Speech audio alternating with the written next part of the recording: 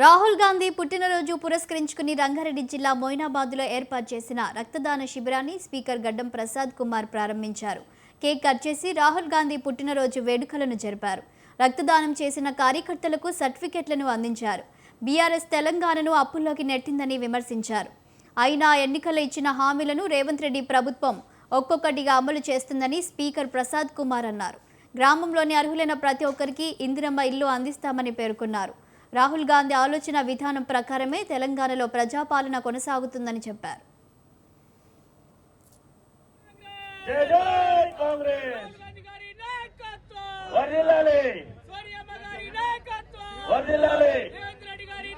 రాహుల్ గాంధీ గారి నాయకత్వం, రేవంత్ రెడ్డి గారి నాయకత్వం, ప్రసాద్ అన్న గారి నాయకత్వం, కాంగ్రెస్ పార్టీ. కాంగ్రెస్ పార్టీకి తలమానికమైన రాహుల్ గాంధీ గారి బర్త్డే సందర్భంగా ఏర్పాటు చేస్తున్న కార్యక్రమం సంబంధించిన నాయకులందరూ, కాంగ్రెస్ సీనియర్ నాయకులు చాలా మంది, అందరూ జిల్లా అధ్యక్షులు పెద్దల నరసింహారెడ్డి గారి పేరు పేరున అందరి పేరు పేరున ఈ కార్యక్రమంలో పాల్గొన్న యూత్ కాంగ్రెస్, ఎన్ఎస్యుఐ, పెద్ద కాంగ్రెస్ అందరికీ మనస్ఫూర్తిగా రాహుల్ గాంధీ జన్మదిన శుభాకాంక్షలు తెలియజేస్తూ, మరి ఈ రక్తదాన శిబిరాన్ని ఏర్పాటు చేసినందుకు కూడా ఎవరెవరైతే రక్తదానం చేస్తున్నారో వాళ్ళకి కూడా శుభాకాంక్షలు తెలియజేస్తూ సెలవు.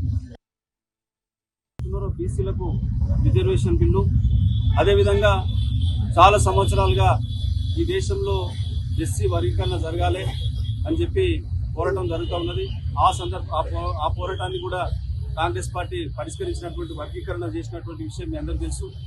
కాబట్టి ఈ రెండు సమస్యలే కాకుండా కాంగ్రెస్ పార్టీ గత ఎన్నికల్లో ఇచ్చినటువంటి అన్ని వాగ్దానాలు, రైతులకు 2 లక్షల రుణమాఫీ కావచ్చు, విద్యుత్తు 200 యూనిట్ల వరకు విద్యుత్తు కావచ్చు, మహిళలకు ఉచిత బస్సు కావచ్చు, అదేవిధంగా రైతులకు రైతు భరోసా కావచ్చు, అదేవిధంగా పేదవాళ్లకు సన్న బియ్యం కావచ్చు, ఇట్లా ఏవైతే మనము ఎన్నికల్లో కాంగ్రెస్ పార్టీ ఇచ్చినటువంటి అన్ని హామీలను ఒక్కొక్కటిగా నెరవేరుస్తూ ముందుకు